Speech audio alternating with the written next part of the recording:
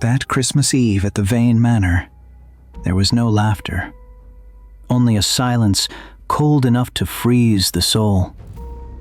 In the dining room, 3 generations of the Vane family sat for dinner, but the air was suffocating, like a trial before execution. The father, Frank Vane, uncorked a bottle of rare 1980 vintage wine. He filled a glass to the brim and forced his daughter Sarah to drink it. Sarah trembled, spilling a few crimson drops of wine onto her pristine white dress. Immediately, Grandmother Martha frowned, her voice hissing with bitterness. Mind the dress. That is a bespoke piece for your introduction to the fiancé's family tomorrow. Do not ruin its value. Sarah could only bow her head and sob. But the cruelty did not end there. Grandfather Orther, the most powerful man in the house, slammed his cane hard against the floorboards. He coldly tossed a file onto the table and commanded, "Eat quickly. The van from St. Jude's Asylum arrives at 9 sharp to collect Mary. I will not have that mad woman's wailing disturb my partners tomorrow." In the corner, Mary, the mother whom the family deemed insane, sat on the floor. She toyed with the hem of her skirt, humming a nonsensical tune, seemingly oblivious that she was about to be cast out forever. The 3 heads of the family, Frank, Orther, and Martha, raised their glasses. They drank the dark red liquid dry, toasting to their cruel plan finally coming to fruition. But the moment the wine touched their lips, the sound of shattering glass pierced the air. Silence fell abruptly. Absolute. 20 seconds passed. Not a sound. The 3 corpses remained seated, eyes wide open, staring into nothingness. Only Mary continued to hum softly. She crawled across the floor, using a napkin to wipe the wine stain from Sarah's dress, calm as if the world hadn't just collapsed. Police swarmed the scene. Suspicion fell immediately on Aunt Carol, a gambler, and Sarah, who was now screaming in panic. Patrick Fearlett, the psychic detective, stood silently in the shadows observing. He felt something was wrong. When Sarah collapsed, wailing that she was the one who spiked the wine to save her mother, Patrick sensed a dissonance. He walked to where Sarah pointed, pulling a small glass vial from beneath the bed. Patrick held up the vial, turning to warn everyone. "I will check one last time. Sarah, if the memories attached to this object match your words, you will rot in prison." With that, Patrick removed his leather glove. He knew his gift of reading object memories always demanded a price in physical pain.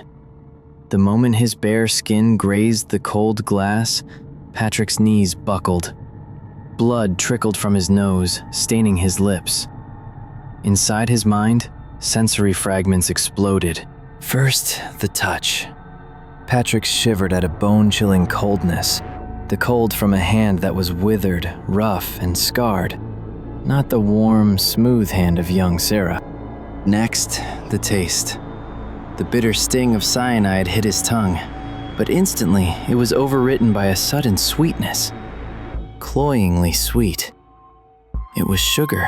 And finally, enveloping everything was not malice, but a wave of suffocating, intense love radiating from the vial. Patrick opened his eyes, gasping for air. "This vial, it doesn't hold death. It holds protection." Sarah stared in confusion. Patrick tasted a single grain of powder left in the vial, then confirmed. "Sweet! It's sugar! Sarah, you didn't kill them.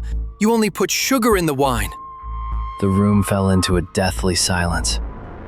Patrick turned slowly, his gaze boring into the mad woman huddled in the corner. Mary. He exposed the truth. "You swapped it, didn't you, Mrs. Mary? You knew your daughter was planning something reckless, so you swapped the poison for sugar. You didn't drink that toast. And more importantly, you aren't crazy at all." At those words, Mary's humming stopped abruptly. She slowly raised her head.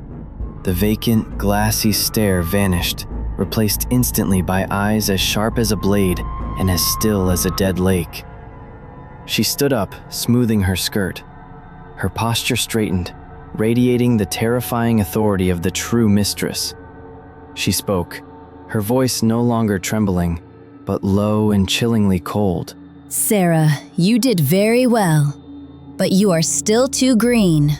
Mary walked past the corpses of the people who had tormented her for 20 years without even a glance. She approached Patrick, a faint, cold smile playing on her lips.